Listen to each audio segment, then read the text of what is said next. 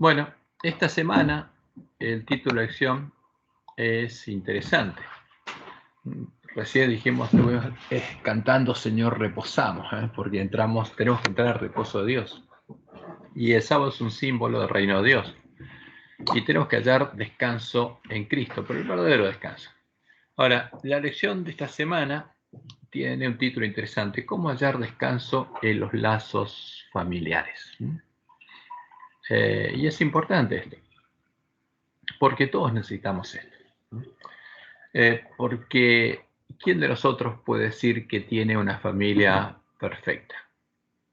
Que nació en una familia perfecta, donde los vínculos con sus padres eran perfectos y aprendió a vincularse perfectamente, y sus padres, justamente, que le heredaron el tesoro que tenían sus corazones, le heredaron justamente un corazón perfecto. ¿Quién puede decir eso? Nadie. Pero vamos a ver lo que Dios dice sobre esto.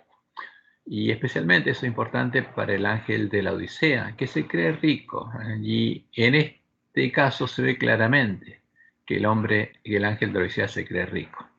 En el versículo de memoria, Pedro les habla a los miembros de la iglesia primitiva, a los miembros de la iglesia apostólica, al ángel de Éfeso. El pueblo conocía la verdad, el pueblo que había entrado en el reposo prometido, conocía a su Dios, construía sus casas sobre la roca y era parte del lugar santuario de Dios. No le habla al pueblo que en su última generación estaría en la condición del ángel de la Odisea, y esto es muy importante tenerlo en cuenta. Cuando leemos la Biblia, tenemos que tener en cuenta que fue escrito para que veamos lo que pasaba en la iglesia primitiva y nosotros podamos llegar a tener la misma fe que ellos. En 2 de Pedro 3, 17 y 18. Así que vosotros, oh amados, sabiéndolo de antemano, guardaos, no sea que, arrastrados por el error de los inicuos, caigáis de vuestra firmeza.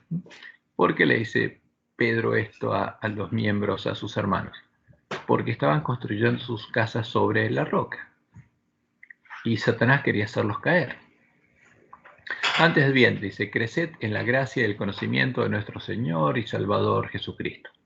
A Él sea gloria ahora y hasta el día de la eternidad. Amén. ¿Y cuáles son los lazos familiares de los que habla la lección? Son los primeros vínculos que nosotros establecemos al venir a este mundo. Los vínculos con nuestra familia, nuestros padres, hermanos y familiares. Y de ellos heredamos el tesoro de nuestros corazones. De ellos aprendemos a establecer vínculos con otras personas, viendo, disfrutando o a veces sufriendo lo que fluye por el vínculo que ellos establecieron con nosotros y viendo cuál es el vínculo que ellos establecen con otras personas. O sea, porque de ese modo aprendemos. ¿Y qué aprendemos? Aprendemos a hacer lo que hacen nuestros padres. Y la pregunta es, ¿son sanos estos vínculos? Y la respuesta que tenemos que dar, aunque nos cueste hacerlo, es decir, no. ¿Por qué? Porque desde que Adán y Eva conocieron la ciencia que Satanás les enseñó y llegaron a tener un mal tesoro en sus corazones, el tesoro que Satanás tenía en su mente y en su corazón, no pueden serlo. O sea, no podemos establecer, el que tiene ese tesoro en el corazón no puede establecer vínculos sanos. Por eso hay disfunción en los hogares de todos los hombres. Esto se vio inmediatamente, por ejemplo, en Caín, que heredó el tesoro justamente del corazón de sus padres, de Adán y Eva, y cuando dio fruto en él, se convirtió en un hijo del maligno, un hijo del padre maldad, y mató a su hermano, como dice Juan en 1 Juan. 1 Juan 3, 10 al 12. En esto se manifiestan los hijos de Dios y los hijos del diablo. ¿Por qué Juan dice esto? Porque en ese tiempo se estaba cumpliendo la profecía y había hijos de Dios, pero estaban también los hijos del diablo. Todo aquel que no hace justicia y que no ama a su hermano no es de Dios, o sea, no es nacido de Dios. Porque este es el mensaje que habéis oído desde el principio, que nos amemos unos a otros, no como Caín, que era del maligno. ¿Era hijo de quién? Del maligno. ¿Qué tenía en el corazón? Justamente un mal tesoro, y mató a su hermano. Ese es el fruto. ¿Y por qué causa le mató? Porque sus obras eran malas y las de su hermano justas. Entonces, ¿cuándo se vio esto? En el hogar de Adán y Eva. ¿Había disfunción en ese hogar? Por supuesto que sí. ¿Qué fruto dio? Un hijo, el diablo. Antes del diluvio, la maldad se había multiplicado tanto en la mente y el corazón de los hombres y en sus hogares, donde sus hijos aprendían la maldad, ¿de quiénes? De sus padres, que para poder preservar la raza humana hasta que pudiera enviarles a su Redentor, Dios tuvo que destruir a los malvados, conservando a los hombres que se arrepintieran de sus pecados y quisieran ser salvos. Por eso mandó a Noé a predicarles por 120 años. Y leemos en Génesis 6, del 5 al 8. Y vio Jehová que la maldad de los hombres era mucha en la tierra. ¿Qué pasaba con el tesoro de sus corazones? Se había perfeccionado. Y que todo designio de los pensamientos del corazón de ellos era de continuo solamente al mal. Ya estaba lleno de maldad y no quedaba nada, no quedaba un rastro de lo que justamente Dios había escrito en la mente y el corazón de Eva. Y se arrepintió Jehová de haber hecho hombre en la tierra, y le dolió en su corazón. Y dijo Jehová: raeré de sobre la faz de la tierra a los hombres que he creado, desde el hombre hasta la bestia, y hasta el reptil y las aves del cielo, pues me arrepiento de haberlos hecho. Pero Noé halló gracia ante los ojos de Jehová. ¿Qué pasaba con Noé? ¿Tenía un corazón perfecto? No. Pero justamente con Noé Dios hizo un pacto. Y con él pudo preservar justamente a la familia humana. ¿Qué hizo Dios antes de que se cerrara la puerta del arca y llegara el diluvio? Aquí me faltó nada.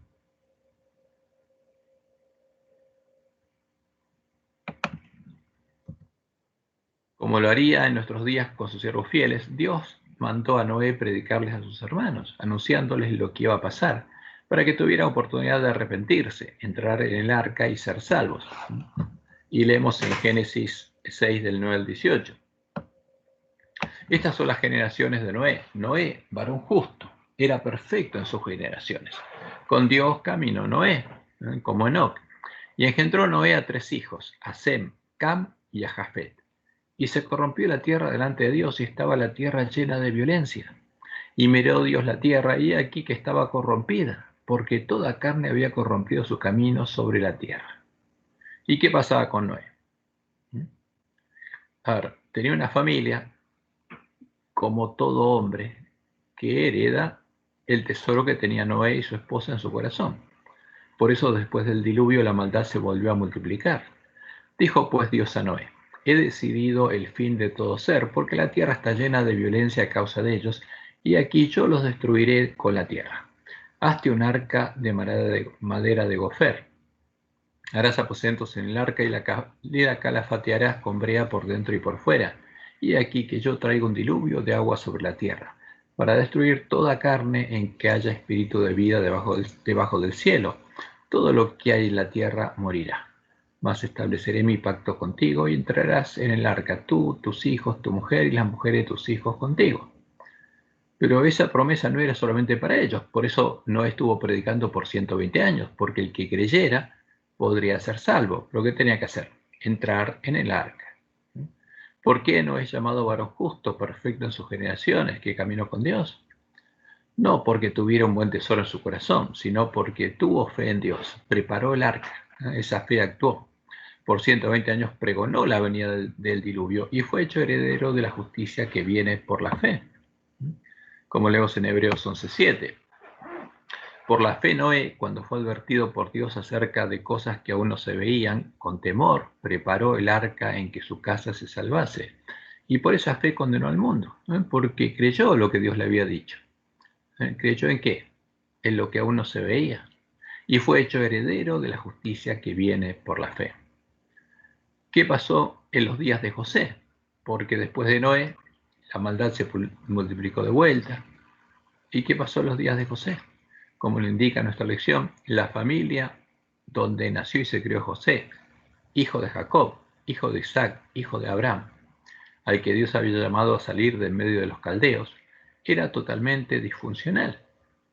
¿Era funcional la familia de Abraham? No, tenía muchos problemas.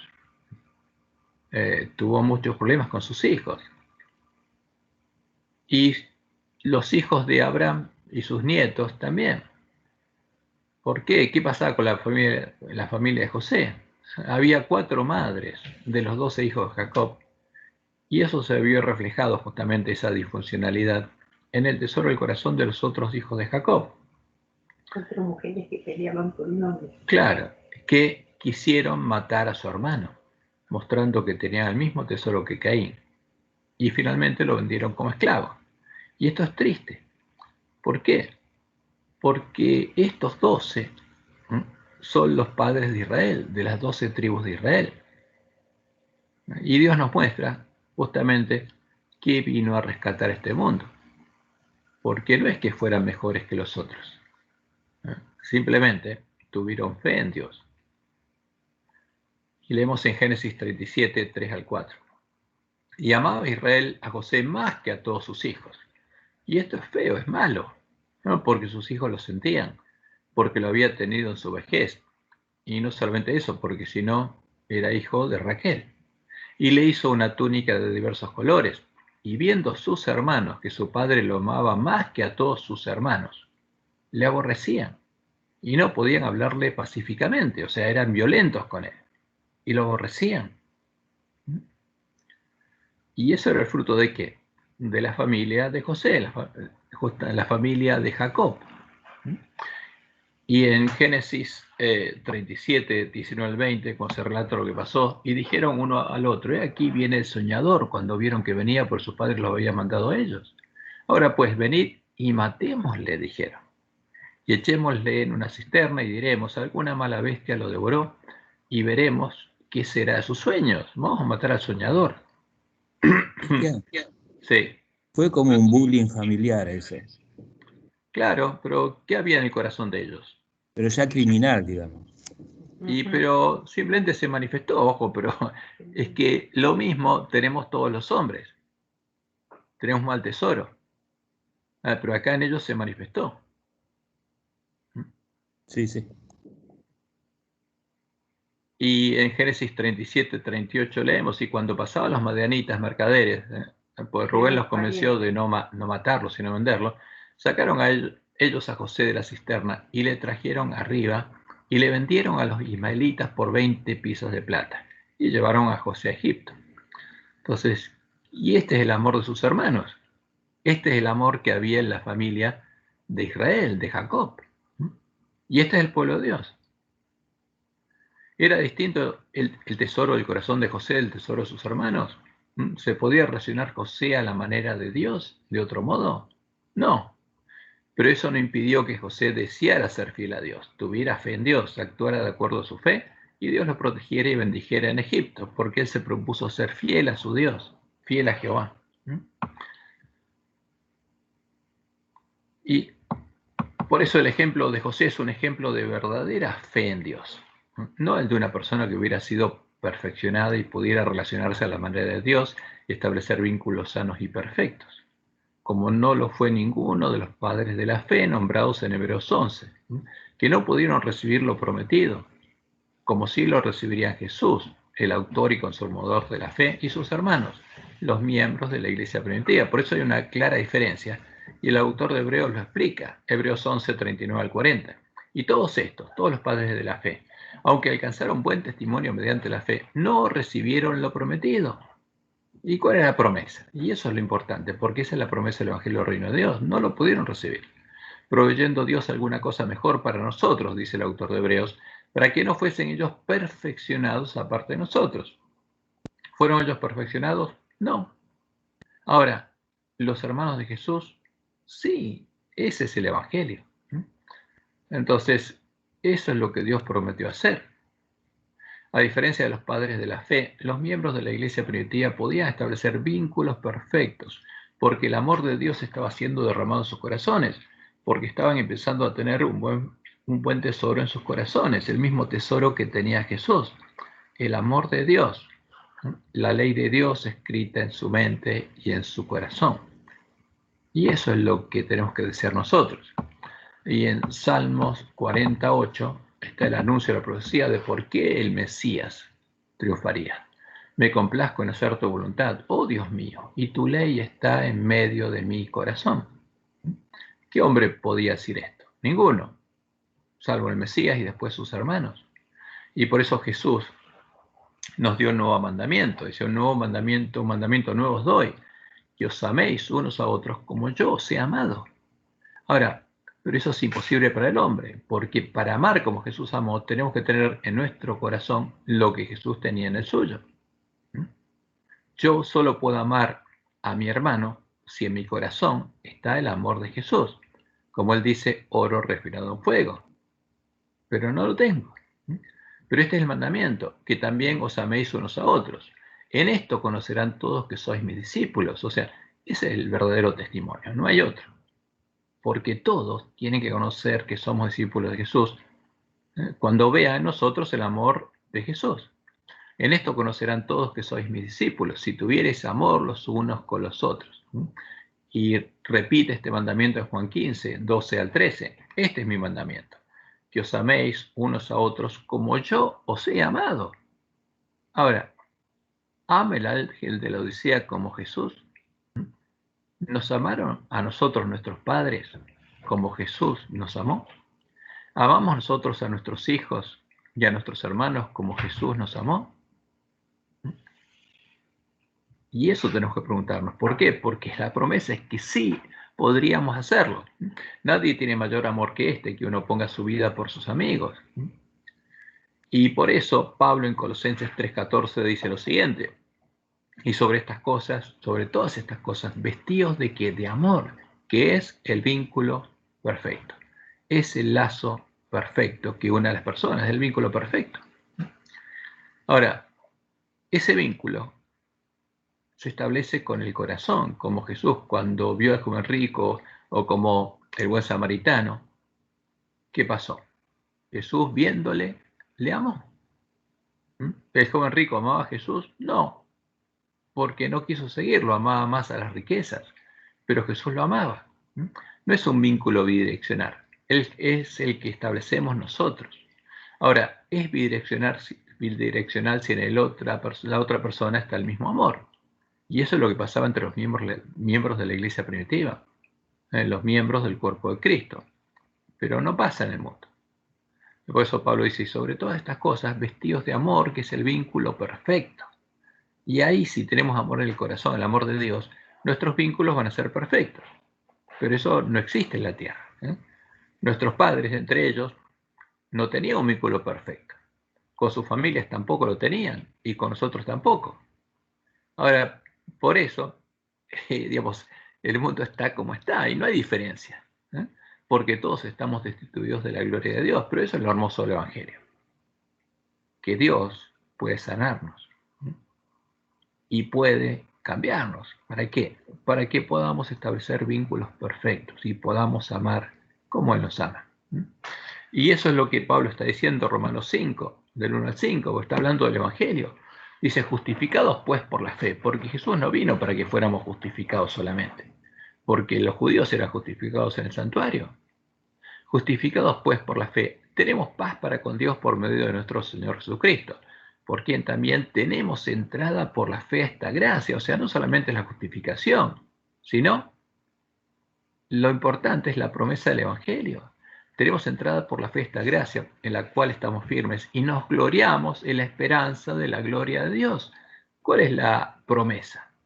Que la gloria de Dios, de la cual el pecador está destituido, va a volver a ser manifestada en nosotros. Y sigue diciendo Pablo, versículo 5, y la esperanza, esta esperanza no avergüenza, porque el amor de Dios, lo que Dios tiene escrito en la mente del corazón, ha sido derramado en nuestros corazones por el Espíritu Santo que nos fue dado. Y por eso la gloria de Dios se volvía a ver en medio de su pueblo. Y todos los que lo veían reconocían que eran hermanos de Jesús e hijos de Dios. Ese es el verdadero testimonio. Y no importa los que tuvieran escrito en la mente del corazón, lo que hubieran heredado sus padres, porque la promesa era la misma y todos eran hermanos de Jesús. Y en 1 Juan 3, 1 y 14, Juan dice lo siguiente: mirad cuál amor nos ha dado el Padre. ¿Qué amor nos dio Dios? Su amor. ¿Para qué? Para que seamos llamados hijos de Dios, para que el que nos vea reconozca que somos hijos de Dios y hermanos de Jesús. Por esto el mundo no nos conoce, porque no le conoció a Él. Y termina diciendo, nosotros sabemos que hemos pasado de muerte a vida. ¿En qué? En que amamos a los hermanos. Y por supuesto, si Dios transforma nuestros corazones y establecemos otros vínculos, lo vamos a saber. El que no ama a su hermano permanece en muerte. Y esa es la promesa de Dios en el nuevo pacto, cuando nos circuncidaría en el corazón. O sea, al circuncidarnos el corazón, Él escribe su ley en nuestra mente y en nuestro corazón. Y en Deuteronomio 36 le dice a su pueblo que la verdadera circuncisión, la que Él haría, sería el corazón. Y circuncidará Jehová tu Dios tu corazón. ¿Quién le iba a hacer? ¿Un sacerdote? ¿Nuestros padres? No, Jehová. Y el corazón de tu descendencia, para que ames a Jehová tu Dios con todo tu corazón y con toda tu alma, a fin de que vivas. O sea, la circuncisión es poner el amor de Dios en nuestro corazón para que podamos amar. Y en Jeremías 31 en adelante, Jehová explica lo que va a hacer. Pero este es el pacto que haré con la casa de Israel después de aquellos días, cuando llegue el tiempo, nuevo pacto, cosa que no pudo hacer Dios con los padres de la fe. Daré mi ley en su mente y la escribiré en su corazón, y yo seré ellos por Dios y ellos me serán por pueblo. Y no enseñará más ninguno a su prójimo ni ninguno a su hermano diciendo, conoce a Jehová, porque todos me conocerán. ¿Cuántos van a tener escrita mi ley en su mente y en su corazón? Todos. No importa lo que tengan escrito. Si tienen hambre de justicia van a tener escrita mi ley, mi amor en su mente y su corazón. Y todos me van a conocer. Desde el más pequeño de ellos hasta el más grande, dice Jehová, porque perdonaré la maldad de ellos y no me acordaré más de su pecado. Y Pablo, justamente hablando del cumplimiento de esta profecía, dice en Romanos 2, 28 a 29, porque no es judío, o sea, verdaderamente judío, el judío de la promesa de Dios en la ley de Moisés, en Deuteronomio 30. Porque, pues no es judío el que lo es exteriormente. O sea, no es judío el hijo de quién? De Israel, que está circuncidado en la carne. Ni es la circuncisión la que se hace exteriormente en la carne, sino que es judío, el verdadero judío, el que lo es en el interior. Y la circuncisión es la del corazón, en espíritu, no en letra, la alabanza del cual no viene de los hombres, sino de Dios. ¿Por qué? Porque Dios estaba circuncidando ¿a quién?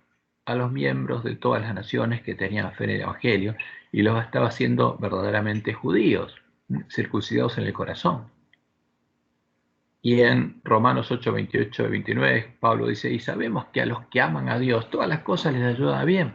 Esto es a los que conforme a su propósito son llamados, porque a los que antes conoció también los predestinó para que fuesen hechos conforme a la imagen de su Hijo, para que tengan el amor de Jesús en el corazón, para que tengan su amor, el amor de Dios escrito en la mente del corazón, para que Él sea el primogénito entre muchos hermanos. Y por eso Pablo dice, de modo que si alguno está en Cristo, ahora, si alguno halló el verdadero descanso en Cristo, el verdadero, no el trucho, nueva criatura es, o sea, nació de nuevo, de Dios. Las cosas viejas pasaron y aquí todas son hechas nuevas. O sea, no importa lo que tengamos en el corazón, porque todas van a ser hechas nuevas. Dios nos va a hacer nacer de nuevo de Él y va a completar esta obra. Y esa es la promesa de Dios. Y por supuesto, el que tiene fe la va a recibir.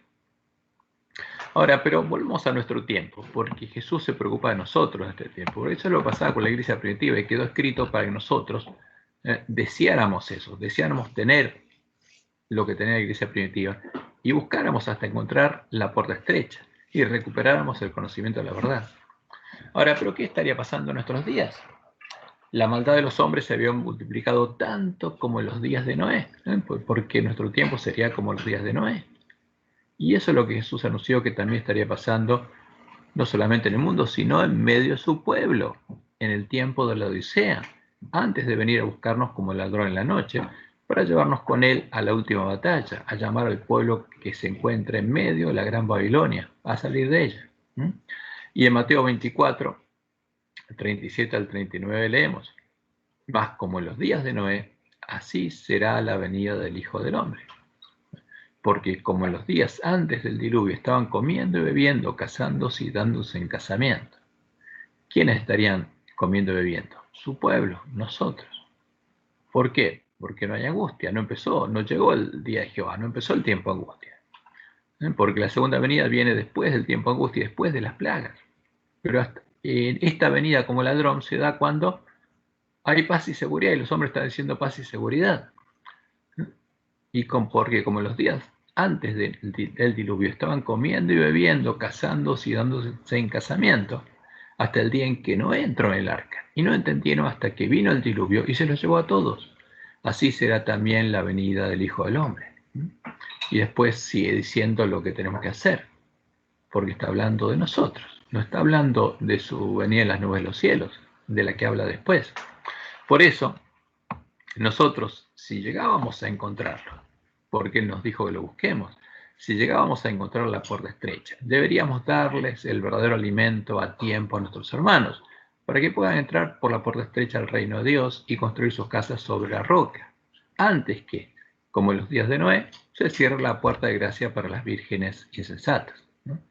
Por eso Jesús, en Mateo 24, nos dice: ¿quién es pues el siervo fiel y prudente, al cual puso su Señor sobre su casa para que les dé el alimento a tiempo? ¿A quién? A sus hermanos, al pueblo de Dios. Bienaventurado aquel siervo al cual, cuando su Señor venga, le haya haciendo así, dando el alimento a tiempo a sus hermanos, no predicando el fuerte pregón en el mundo, sino dando el alimento a tiempo a sus hermanos. De cierto os digo que sobre todos sus bienes le pondrá.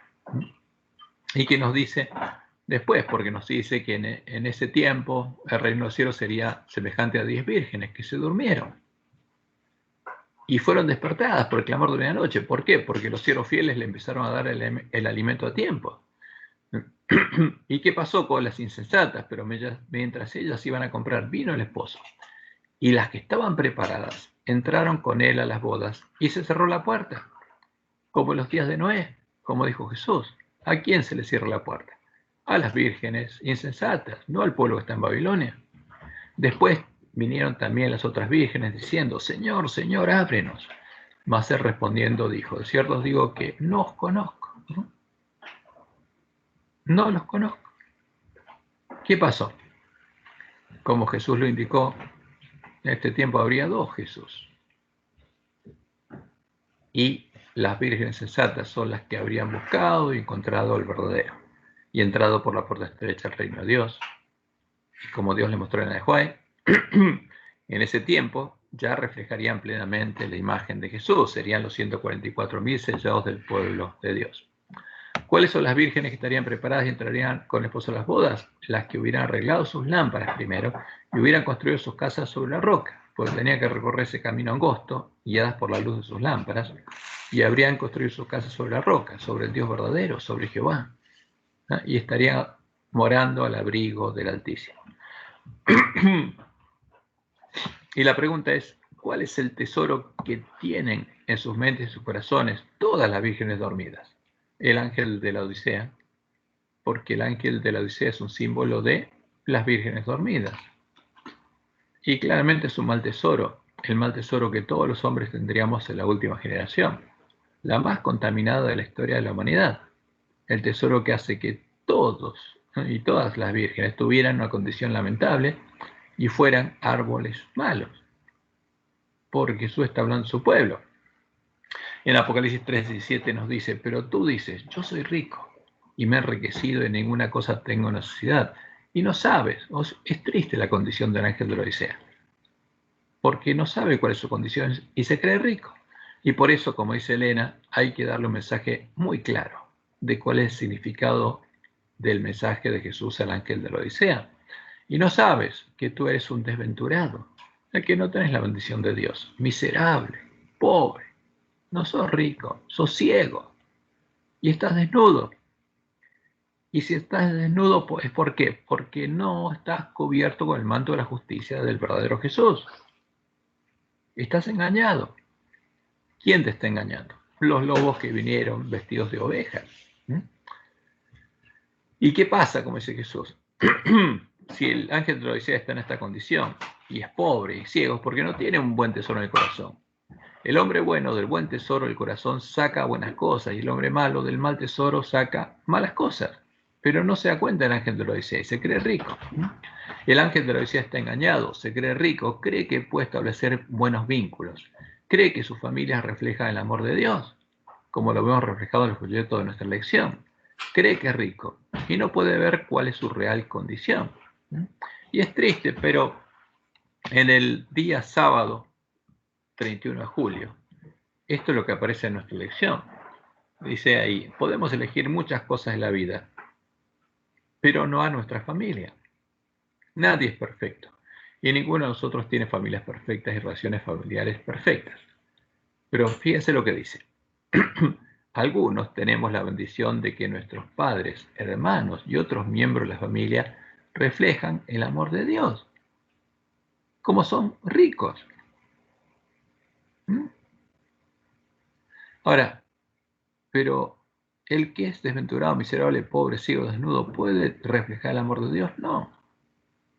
Pero el ángel de Odisea cree que sí. Y muchos creen que sus familias, sus miembros, reflejan el amor de Dios. Pero muchos tienen que conformarse con menos de lo ideal. Algunos somos bendecidos, dice, pero otros.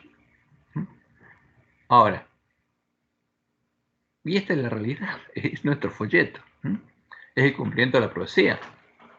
Ahora, pero lo triste es que después de decir que es rico, el ángel de la Odisea tiene que esforzarse para mostrar que tiene lo que no tiene, el amor de Dios. Porque algunos, dice, tenemos la bendición de que nuestros padres, hermanos y miembros de la familia reflejan el amor de Dios. Y por supuesto, si se dice eso, ¿qué tenemos que esperar? ¿De quién? De nuestros ministros, nuestros pastores, de los que predican esto, que reflejen el amor de Dios, y su familia, y tienen que reflejar el amor de Dios. Y de los ancianos, y los diáconos.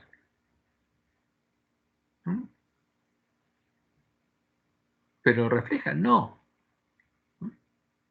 Y eso es triste.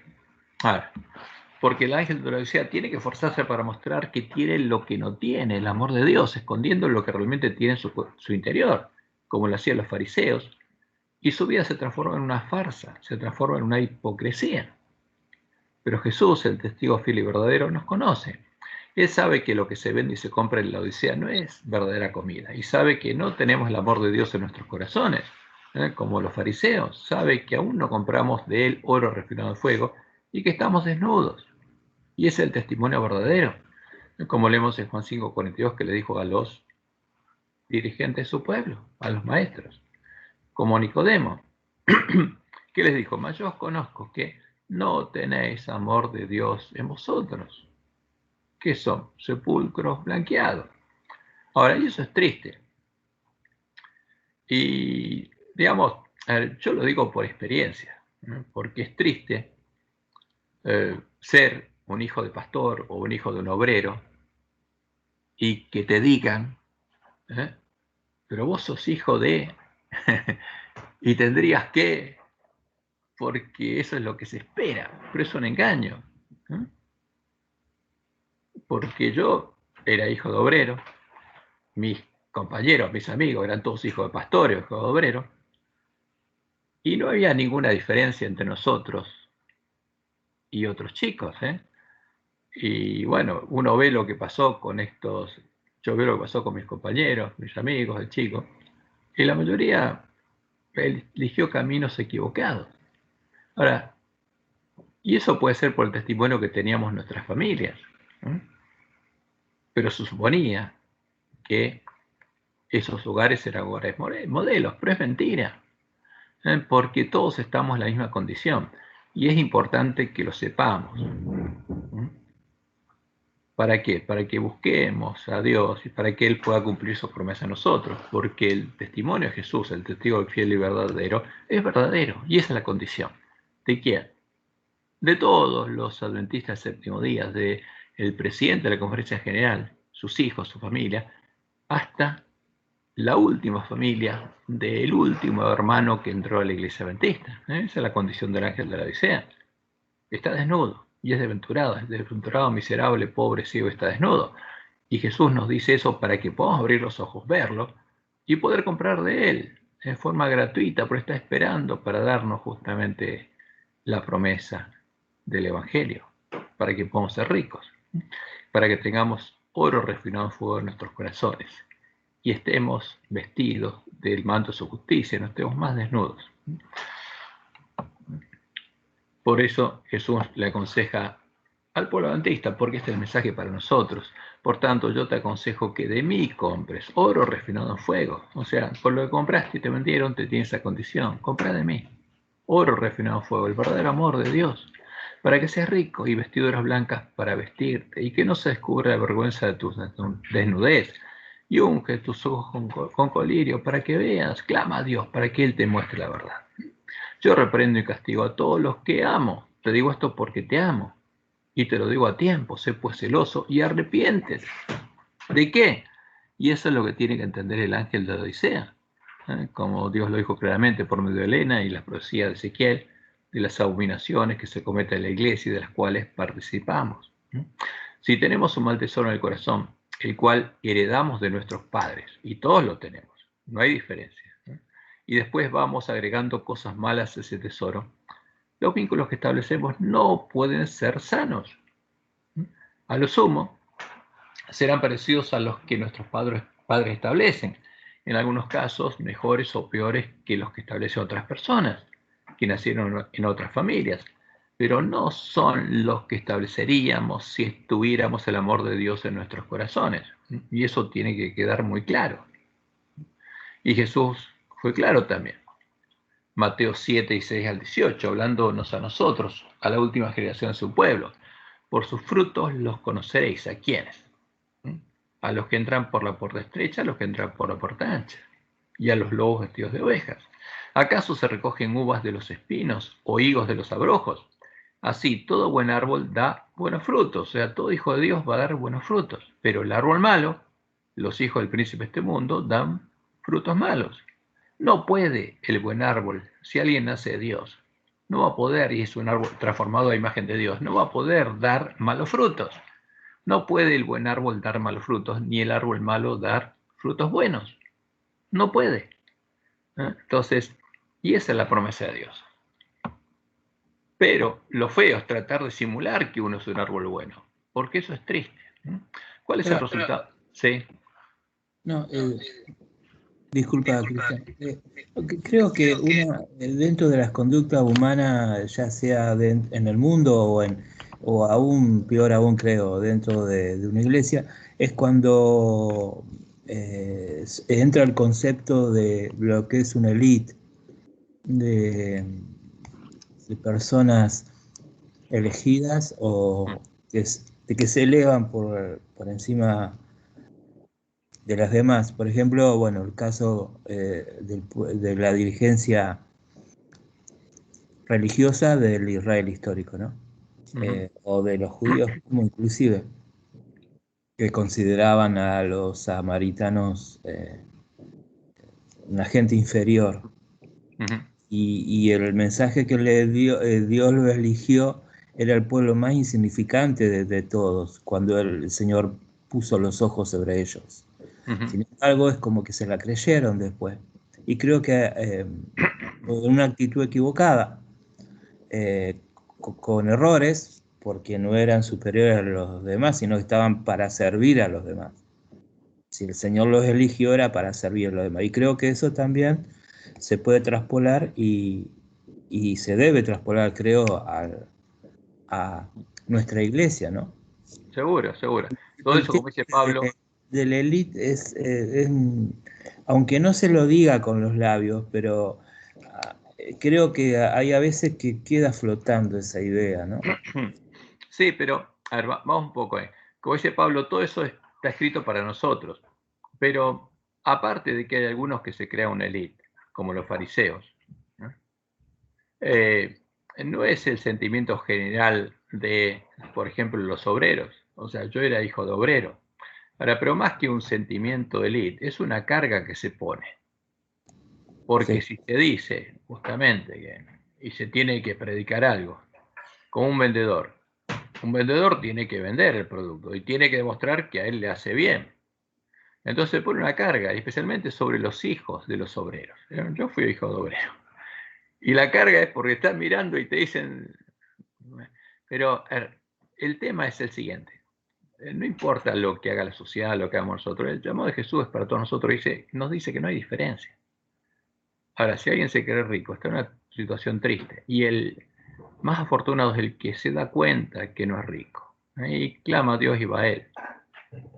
Y Dios nos manda a darle alimento a tiempo a todos nuestros hermanos. Porque todos estamos en la misma condición. No hay diferencia entre ángeles de la Odisea.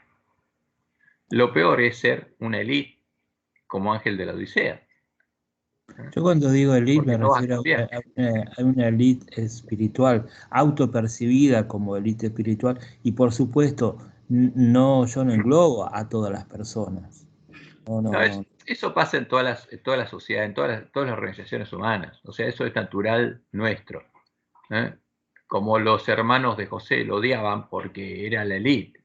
José era la élite. El padre lo trataba diferente. Le compraba vestiduras diferentes, era otra cosa.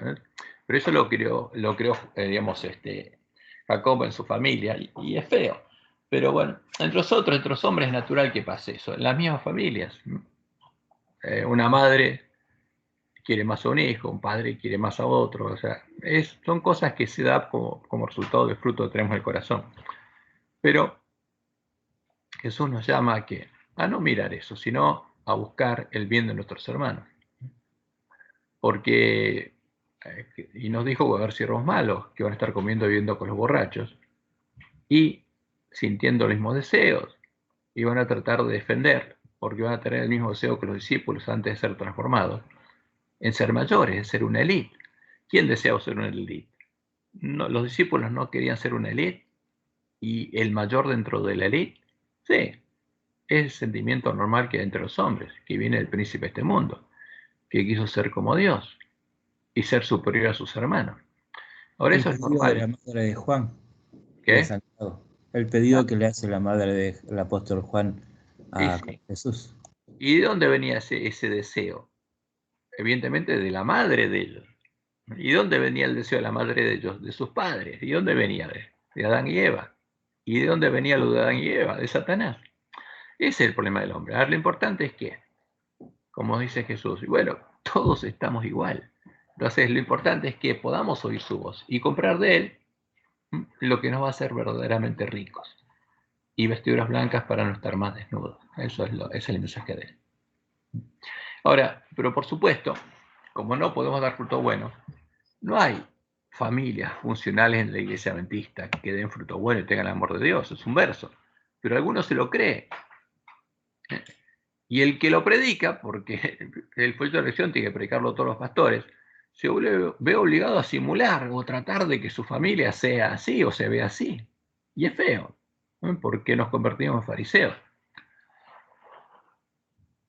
Ahora, ¿cuál es el resultado de establecer estos vínculos que establecemos los hombres, que no son vínculos buenos? El resultado es el dolor, el sufrimiento, el desconsuelo, que produce en nosotros esos vínculos. Porque ¿quién puede decir que tuvo una familia perfecta y disfrutó o no de su familia?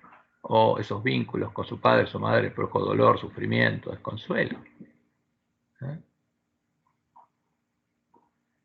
O el dolor, el sufrimiento y el desconsuelo que producen en las personas que están vinculadas a nosotros los vínculos que nosotros establecemos, porque al final nosotros hablamos de nuestros padres, pero ¿qué hacemos?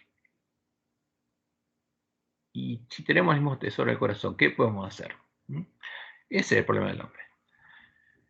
¿Podemos hallar descanso en estos lazos familiares, como dice el título de nuestra lección? No, por eso, según lo que dice nuestra lección, hay familias en que sí, pero es mentira, es un error. De ninguna manera podemos hallar descanso en estos lazos familiares. Como en el caso de la familia de José, estos lazos familiares son los responsables de que se transmita la maldad de padres a hijos, la maldad que va aumentando de generación en generación. Para poder hallar descanso en los lazos familiares, deberían cambiar, ¿qué cosa? Los vínculos que establecen todos los miembros de nuestra familia. Debería cambiar el tesoro del corazón de todos los miembros de nuestra familia, incluyendo el nuestro, empezando por el nuestro. Y ahí sí, en esa familia, uno podría decir que haya descanso. Es decir, no es un verso. ¿Pueden llegar a repararse estos vínculos? ¿Pueden llegar a cambiar los vínculos malos, los familiares malos que nos produjeron dolor? Sí, por supuesto que sí, hay una forma de hacerlo, pero no va a ser global, es individual. El cómo poder reparar los lazos, los vínculos que nosotros establecemos con otras personas, incluyendo a los lazos familiares, los primeros vínculos que establece una persona cuando nace en medio de una familia, es el tema central del Evangelio de la reconciliación, porque todo se trata de eso. Darnos la capacidad de reparar estos vínculos y establecer nuevos vínculos es la promesa del Evangelio del Reino de Dios. Es la promesa de transformarnos en árboles buenos que den frutos buenos. Y como vemos en las palabras de Jesús, llegar a recibir esta promesa a tiempo sería especialmente importante para la última generación de la iglesia remanente, para el pueblo adventista. Las vírgenes dormidas que inicialmente estarían en la condición del ángel de la Odisea, porque cuando llegara el tiempo de la cosecha en el campo del padre familia, solo serían dejados, ¿quiénes? Los árboles buenos, que ya hubieran dado buenos frutos, como leemos en Mateo 7, 19 y 20. Todo árbol que no da buen fruto es cortado y echado en el fuego. Ahora, si ese tiempo llegara ahora, cuando todos estamos en la condición del ángel de la Odisea, ¿quién quedaría? Ninguno. Todos los ángeles de la Odisea serían cortados y echados en el fuego.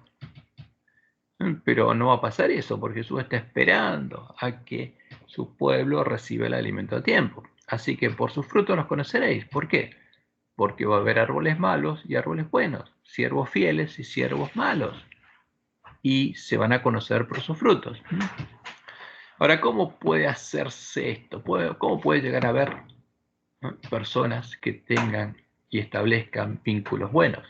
Solo puede hacerse el modo en el que Jesús le indicó a Nicodemo. Necesitamos nacer de nuevo, en una nueva familia. O sea, porque nosotros heredamos algo en nuestra familia, pero necesitamos otra familia. Necesitamos nacer de nuevo y de un padre que tenga un buen tesoro en su corazón, que establezca un vínculo perfecto con nosotros, del cual podamos heredar el buen tesoro en su corazón, para poder establecer los vínculos que Él establece. Y que todo el mundo pueda llegar a ver que somos sus hijos y hermanos de Jesús, el primogénito entre muchos hermanos. Porque si eso no se ve, el Evangelio es un verso. Pero eso es lo que se veía en la iglesia primitiva. Este es el único y verdadero testimonio de haber hallado el verdadero descanso en Cristo. Y en Juan 3 vemos el ejemplo de lo que Jesús le dijo a Nicodemo. Había un hombre de los fariseos que no tenía el amor de Dios en su corazón, que se llamaba Nicodemo, un principal de entre los judíos, de la élite de los judíos. Y esa es la élite verdadera, porque realmente era un principal. Este vino a Jesús de noche y le dijo: Rabí, sabemos que has venido de Dios como maestro. ¿Por qué le dices sabemos? Yo y mis compañeros fariseos, los maestros del pueblo, sabemos que has venido de Dios como maestro. Porque nadie puede hacer estas señales que tú haces si no está Dios con él. Lo sabemos. Sabemos que Dios está contigo. Lo sabemos.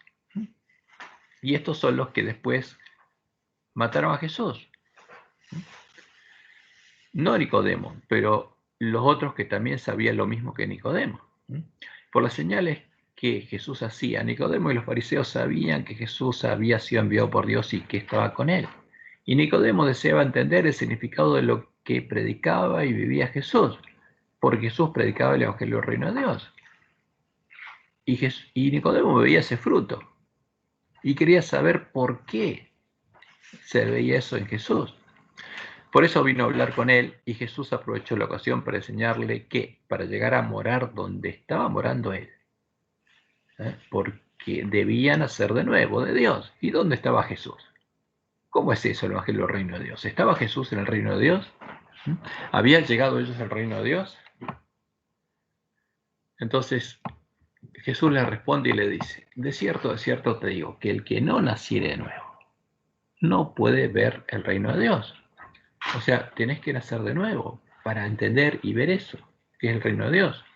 Nicodemo le dijo: ¿cómo puede un hombre nacer siendo viejo? ¿Puede acaso entrar por segunda vez en el vientre de su madre y nacer?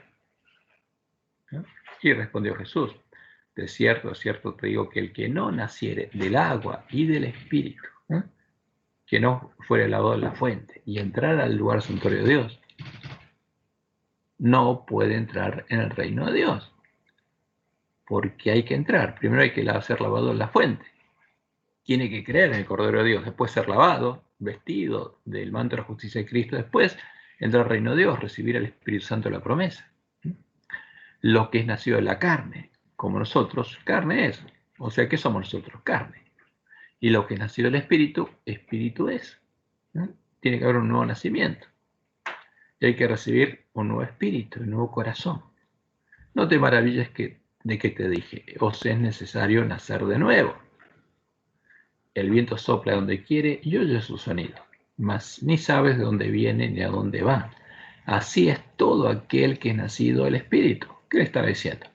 Ahora, ¿quieres saber por qué? ¿Ves lo que ves en mí? Porque eso le llama la atención a Nicodemo y vino a preguntar por eso. A ver, así es todo el que es nacido del Espíritu. Ves el fruto, ves lo que pasa, sabes que Dios está con él. Pero no ves a Dios, pero ves el fruto. Y por eso sabes que es un hijo de Dios. Respondió Nicodemo y le dijo, ¿cómo puede hacerse esto? Y respondió Jesús y le dijo, eres tú maestro de Israel y no sabes esto. Esto es lo que tenés que estar enseñando. Porque este es el Evangelio, es la promesa de Dios.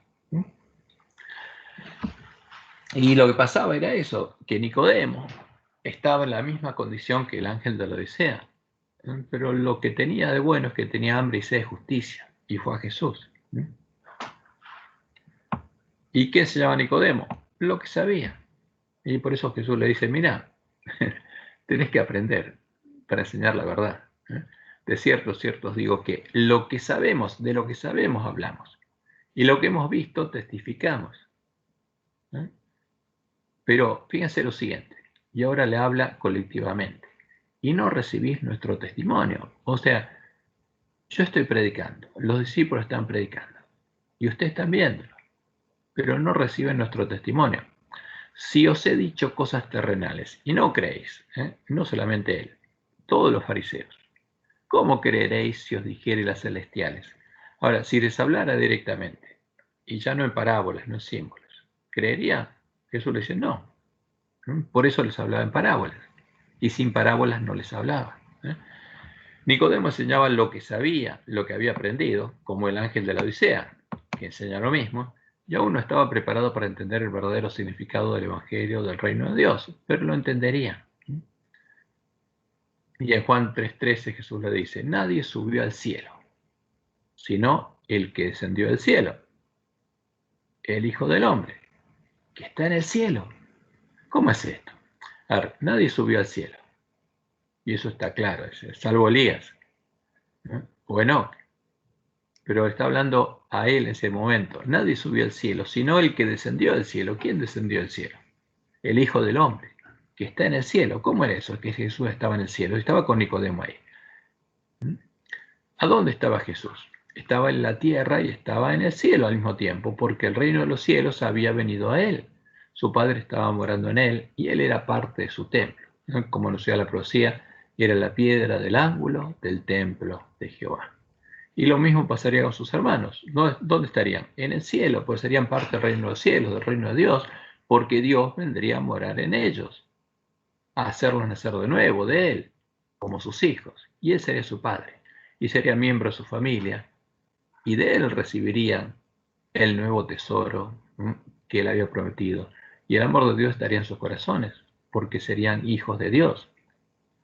Y Jesús le sigue diciendo, y como Moisés levantó la serpiente en el desierto, así es necesario que el Hijo del Hombre sea levantado.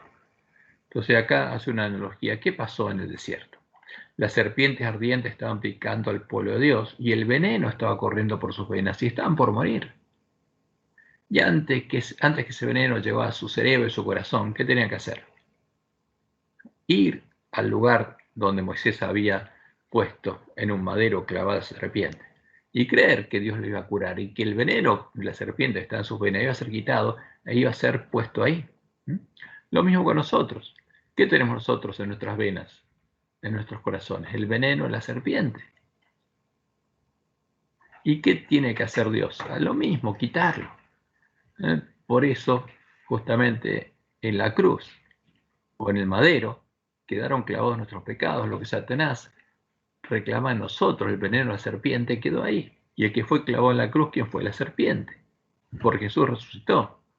Pero venció a quién? Al príncipe de este mundo en la cruz. Claro. Y así es necesario que el Hijo del Hombre sea levantado. Porque los que adoran al cuerpo muerto puesto en la cruz están adorando no al Dios verdadero, está adorando al príncipe de este mundo, el que quedó clavado en la cruz. Para que todo el que en él cree no se pierda, mas tenga vida eterna. Porque de tal manera amó Dios al mundo, ¿a quienes? A los pecadores, a los hijos del príncipe de este mundo, que ha dado su Hijo unigénito, para que todo aquel que en él cree no se pierda, mas tenga vida eterna. Y justamente, nadie tiene mayor amor que este, que uno ponga su vida por sus amigos. Y esa es la enseñanza más importante, ¿no? Porque no somos árboles buenos, si no establecemos vínculos buenos, no tenemos familias buenas. Y en la iglesia adventista no hay familias funcionales, porque el ángel de la Odisea no tiene una familia funcional, aunque a veces piensa que tiene que simular que sí, pero no es así, y necesita reconocerlo para que Dios pueda sanarlo. Como Nicodemo, aún estamos a tiempo para entrar por la puerta estrecha al lugar santuario de Dios, nacer de Dios y llegar a tener el amor de Dios en nuestros corazones. Pero realmente llegar a ser hermanos de Jesús y tener el nombre de Dios escrito en nuestras frentes. Que Jehová te bendiga y te guarde y te guíe a toda verdad y que tengas un hermoso y feliz sábado. Que tengan un hermoso sábado todos ustedes y por supuesto, el ver y conocer nuestra condición es lo que nos lleva a Dios, es lo que nos permite tener una demanda de ser sanados, una necesidad de ser sanados. Es lo que nos permite tener hambre y sed de justicia. Por eso el ángel de la Odisea necesita conocer cuál es su verdadera condición y cuál es la promesa de Dios, porque para eso Dios nos está llamando. Bueno, vamos a terminar la grabación aquí.